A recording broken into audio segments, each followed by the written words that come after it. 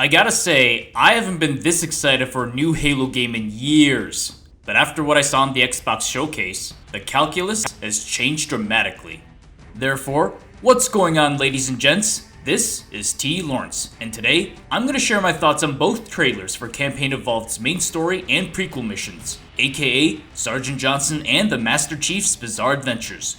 And trust me, there's a lot to cover, so buckle up. Now, before we get into the actual trailers however, for context, I already made a previous video sharing my thoughts on the first reveal trailer and the gameplay demo of Campaign Evolved. And my verdict was that overall, I looked forward to the remake, but did have some concerns as well, such as the art style. At the same time, I refrained from giving too much judgment given how little was revealed so far.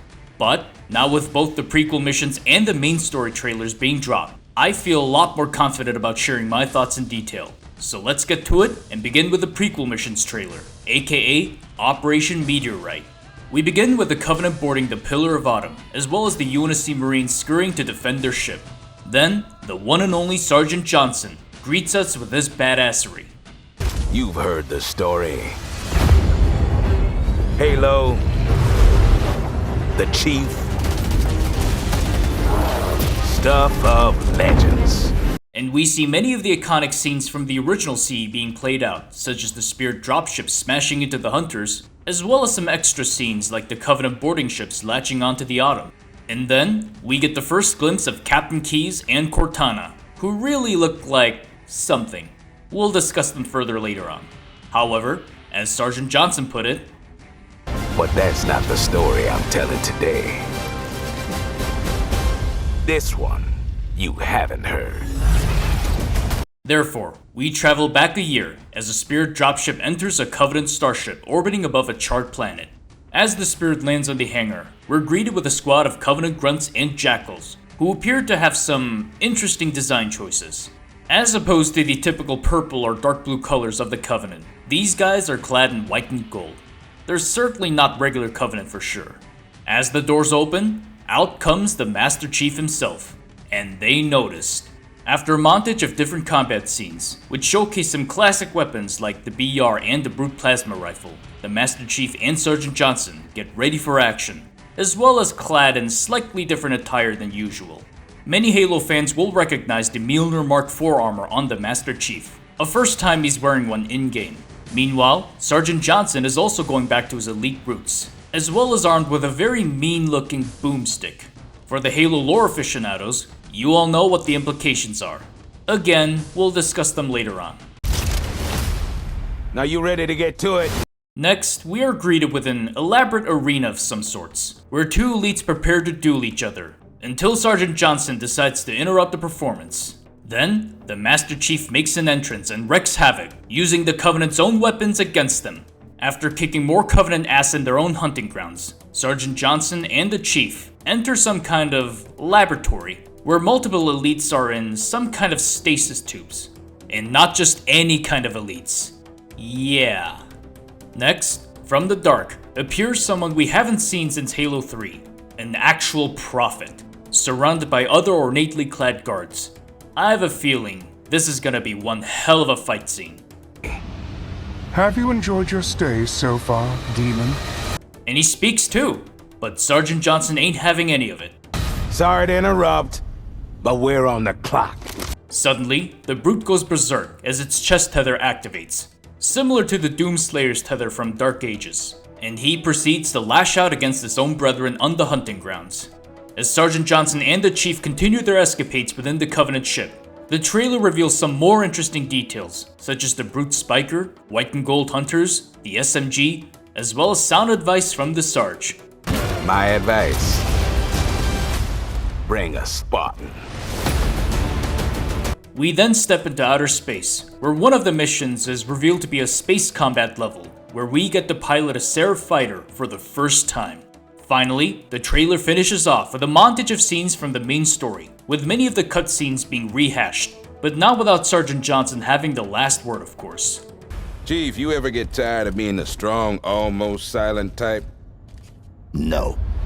Classic Chief, simple and straight to the point. Anyways, we are off to a strong start. Now, we shall take a look at the cinematic story trailer, where we witness just how much the story has evolved from 2001. And given the cinematic story trailer was released the next day after the prequel missions trailer, in many ways it is a part 2 that expands the brief snippets of the main story scenes. We begin with a slip space portal opening up, with the Pillar of Autumn coming through, all battered up and bruised. Given the absolute bloodbath that was the Battle of Reach, it's a miracle that it even survived. Nevertheless, she looks absolutely gorgeous.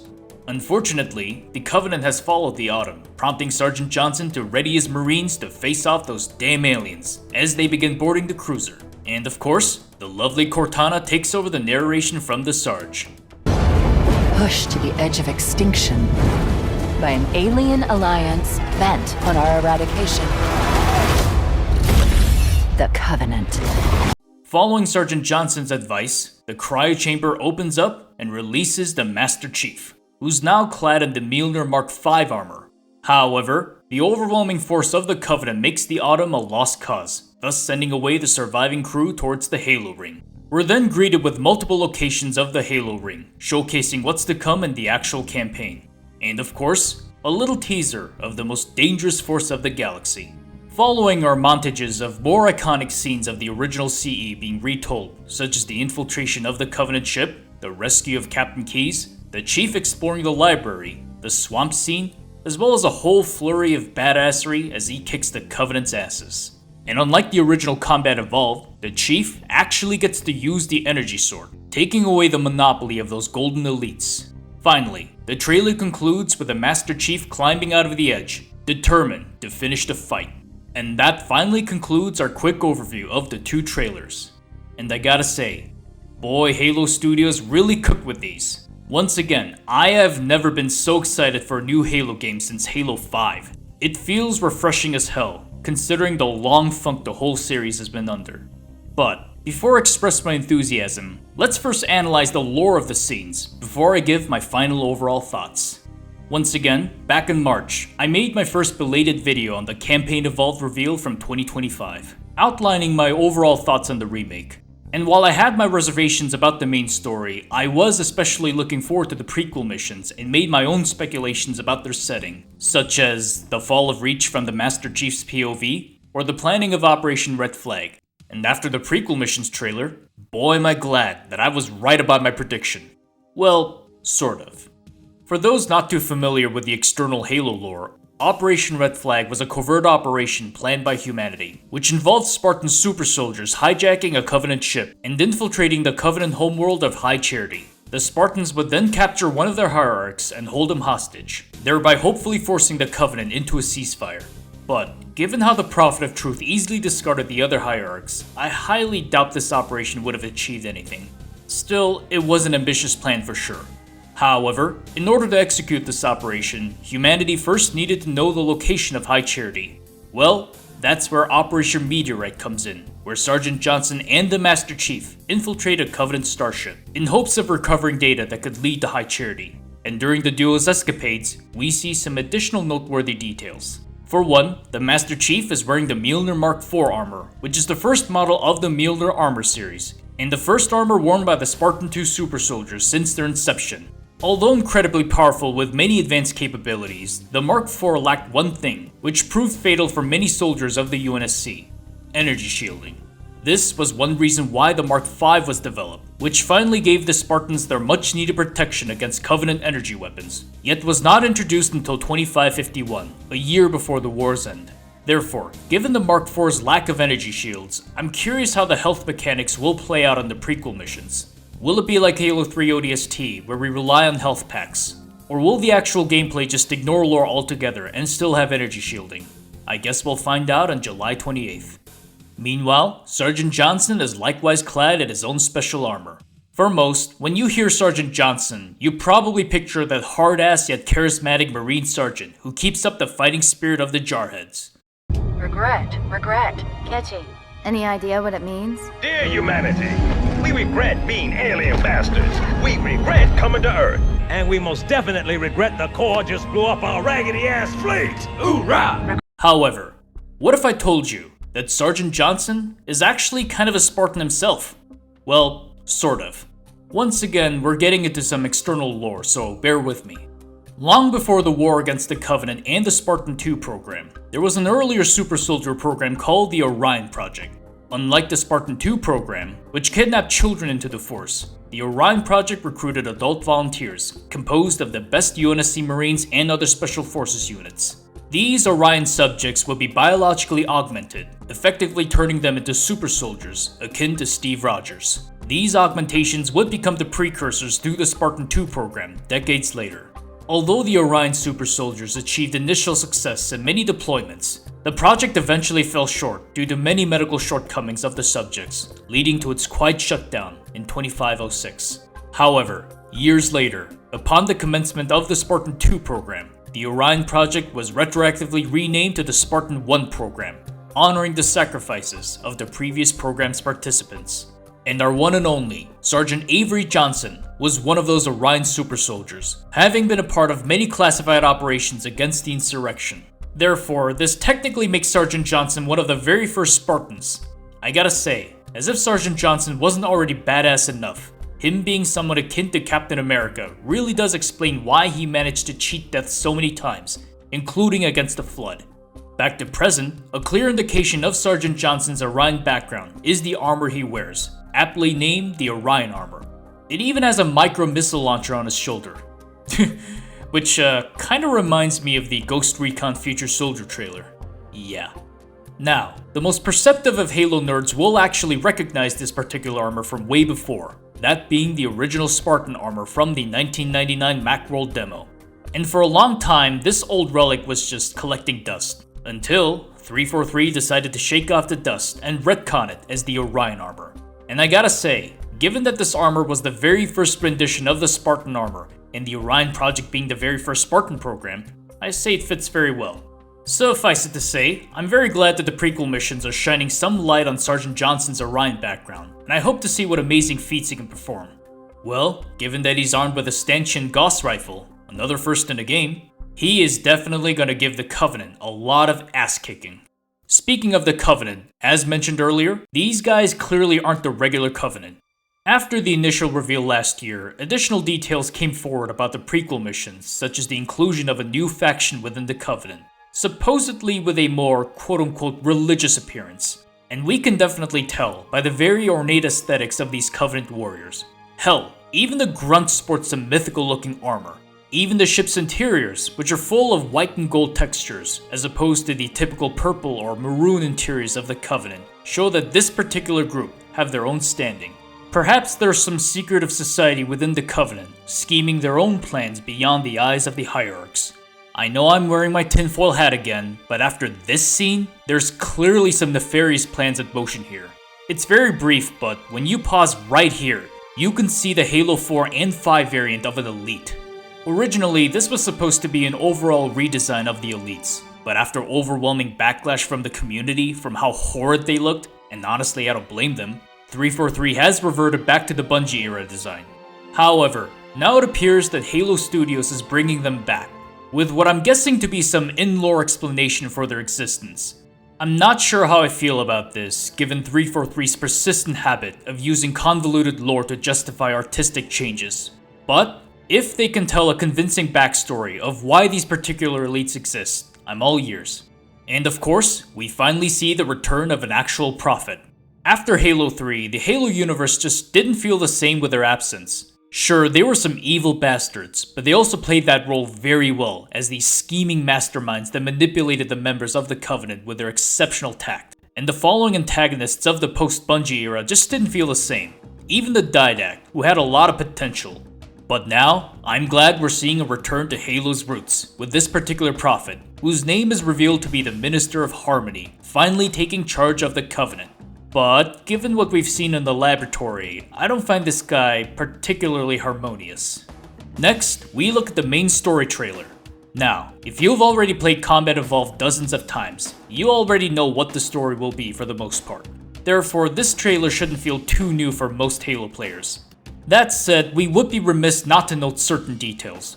Although we recognize many of the prominent cutscenes, such as the Marines gearing up, as well as the lifeboat approaching Alpha Halo, these scenes have been remade from the ground up, with dynamic shots, more gritty realism, and even some extra scenes like the Covenant boarding ship hooking on the Autumn, which was not in the original game. And I mentioned this before in my previous video, but seeing all of these cutscenes being remade with modern graphics and cinematography really feels ecstatic to watch.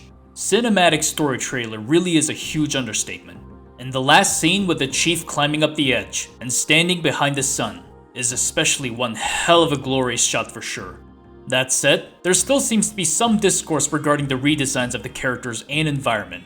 In the previous reveal from last year, a lot of people complained how many of the assets were just reused Infinite assets, and for good reason. I even noted how this really made Campaign Evolved come off more as a DLC than anything, which for a standalone title doesn't feel right. However, since then, it appears Halo Studios has taken some of the feedback by adding more grunged up textures to the Forerunner structures, redesigning the Marine armors with more brownish plates, and giving them their iconic green target visors. Some people are still complaining about how the Marine armor doesn't look one-on-one with the original, but honestly, I think this looks fine. The Marines still look like futuristic space infantry while still maintaining their grounded aesthetic, which is enough for me. And of course, we can't not talk about the characters. For one, Sergeant Johnson really is the star of the show, with his uncanny resemblance to a certain game show host. Yeah. Perhaps the Sarge should start his own show in his downtime called Family Flood. Yeah, I'm stealing that from you, Cap.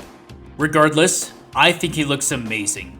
Sure, he may not look as young or handsome as his Halo 2 Anniversary version, but honestly, I think this rendition fits the atmosphere more.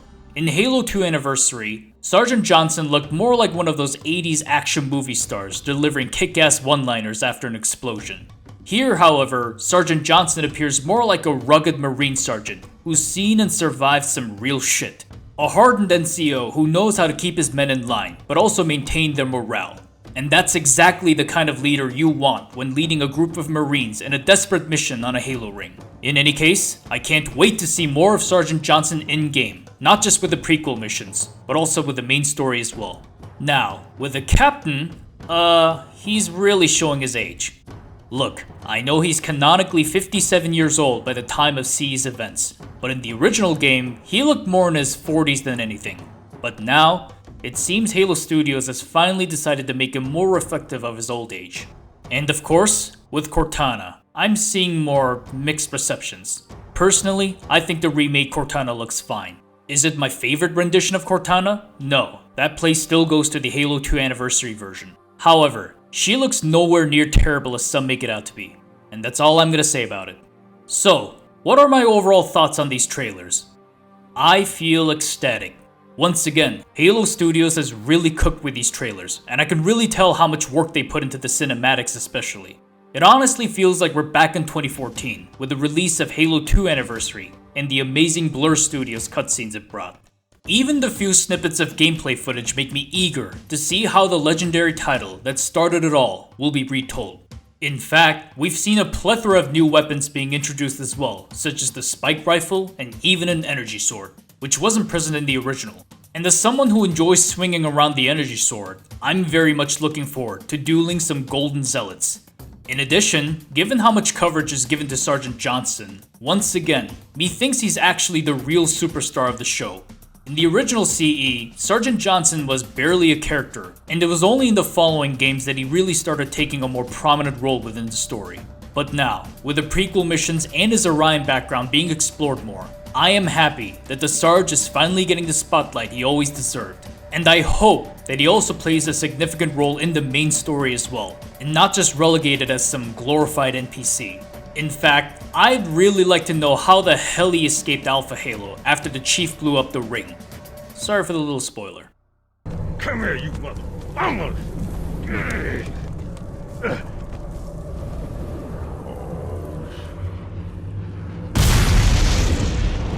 This is it, baby.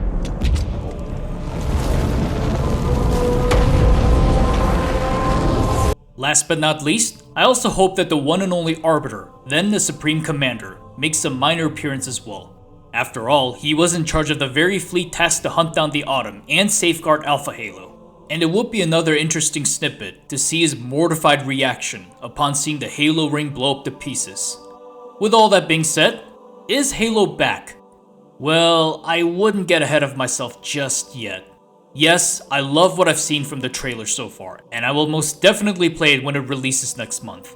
That being said, we shouldn't be too consumed by the hype and still maintain some skepticism. Once again, I know I keep mentioning this, but we all know how Halo 5 turned out. Yeah, I already made my own video, unloading my own displeasures about it. In short, it had amazing marketing, but arguably the most terrible campaign of all the Halo games. Secondly, even if the game turns out well, I'm not expecting Campaign Evolved alone to suddenly revive the franchise from the funk it's been in, like Doom 2016 did with its own franchise. That being said, it doesn't need to. It just needs to be good enough to slowly win back the trust that's been lost over the years. I'm not expecting some magnum opus, especially as a remake of a pre-existing game. But by the rings, I do hope Campaign Evolved does well, and at the very least reverse the declining trajectory Halo's been on. As much as I have many criticisms for how they handled the franchise so far, I most definitely do not want Halo to die either. Fortunately, given the overall positive impressions of the two trailers from the wider community, that is a good sign for now. Anyways, that finally wraps up my thoughts on both the prequel missions and the cinematic story trailers for Campaign Evolved. Honestly, I did not expect the video to go this long. And if more noteworthy details come out in the future, I will certainly make more commentary videos covering them as well. And as always, let me know what you think as well in the comments below. Thanks for watching. This is T. Lawrence of the Arcadia, signing out. Thank you to my patrons on Patreon for supporting this channel. My $5 patrons are Kapitan Sladek, Kidsap, Chocoburb, and Dravenraven. My $2 patrons are Komida the Prep Cook Demon.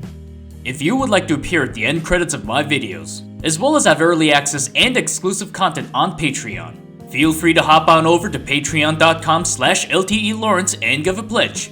Your support is greatly appreciated. Thank you for watching. Until next time, this is T. Lawrence of the Arcadia, signing out.